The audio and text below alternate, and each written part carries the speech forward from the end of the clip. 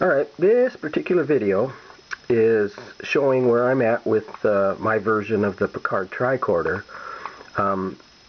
Anyone that's been following my particular thread, they know what has happened or what has developed in this particular version and why I have done what I have done. This doesn't use a cell phone for the screen. Basically, the property master indicated that he wanted to use the OEL screen in a cell phone to produce the graphics. In the series, the PICARD series, there has been no indication that this scanny portion here is functional.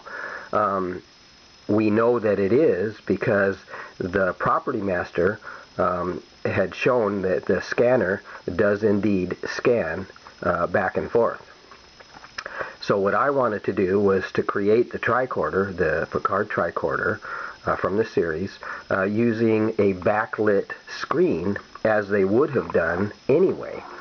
So this particular version, my version here, has a box. There's an actual hinged box, a top and a bottom, that is backlit with a graphic as they would have done in the old days or before the cell phone was used.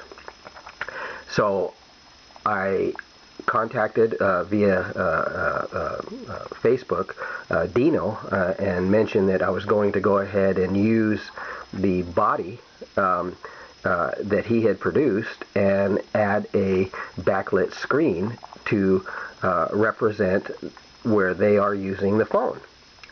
Also, there's, based on the property master showing the function, that this did not go into the scan mode unless he pushed a button right here on the side. So there's two nubs right here that are to represent a push button, so that when they do open it, the screen is lit, but they've never actually shown the functionality of it. You know, as far as the usage of the phone.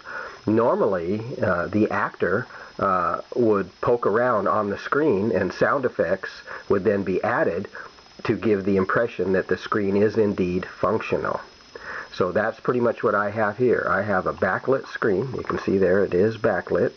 Okay, and it does shut off when you close it. And again, it's to represent the tricorder and not use a phone. So as you can see here, it is backlit. They can add, you know, the sound effects in post or whatever. They can even, honestly, they can still do CGI on the screen. I don't know why they decided to go with the OEL phone when doing CGI would be just as functional as if it was a phone sitting here. So they've eliminated that process, which it doesn't seem to really matter because we haven't really seen it function at all using the phone. But the difference in this one, where it doesn't use the little push button here on the side, is that when it opens up, it actually goes into the scan mode without pushing any buttons. And the tricorders that I've seen on Next Gen, Voyager, Deep Space Nine, the movies, have all had the tricorder go into the scan mode as soon as it was opened. So if we open it here, you can see it does go into the scan mode. The screen is backlit, as you would expect it to be, and does shut off when you close it. So I just wanted to show that this is the way I would have done it anyway, without the use of a phone that really virtually does nothing other than light the screen. And that's just what this does. It lights the screen as you would expect, goes into the scan mode as you would expect. And I just wanted to share that with you. The screen is lit down here and up here, and it uses the hinge. These are brass hinges. We have our plus and minus feeding the lower portion of the tricorder as you would expect. It was done the old school way. So there you go. So just wanted to share that with you, that it is a kind of a functional tricorder based on what you would expect. I'm still working on the idea of getting it painted.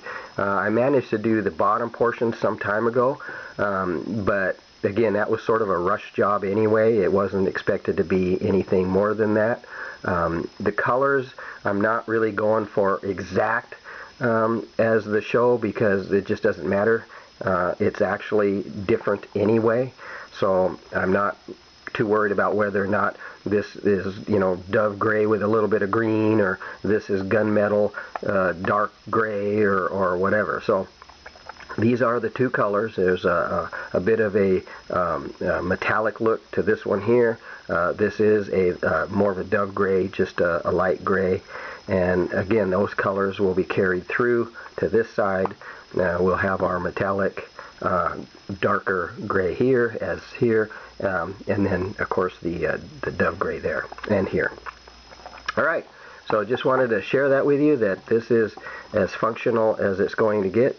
The way it is actually doing it now is that there is a reed switch right here and a magnet sitting right here in the corner, and so when it goes closed, it does indeed shut off, as you would expect. And there you go. Just wanted to share where I'm at with it right now, and there it is. And it, again, as always, it's fully rechargeable. Uses a 3.7 volt battery. So there we go. Go into the scan mode. Scan the area, and no pushing any buttons here on the corners. And again, the reason they did that is because the phone was simply in the way.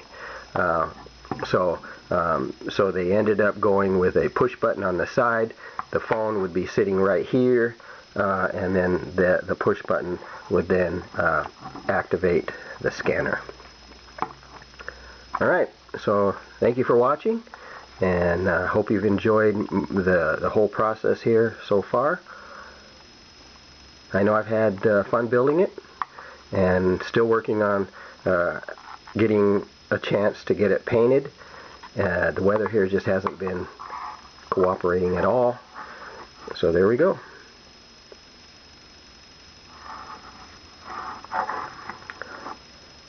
Still in the scan mode, and we have our backlit graphic. Of course, they would add the sound effects. Any animation would be applied, the CGI in post, as they've always done.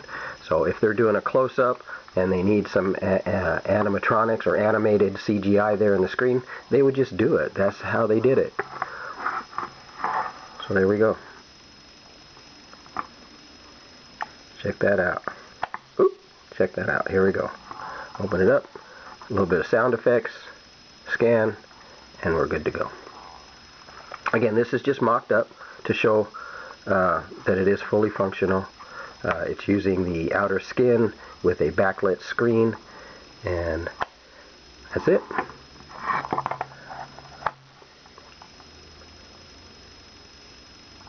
Alright, thank you for watching.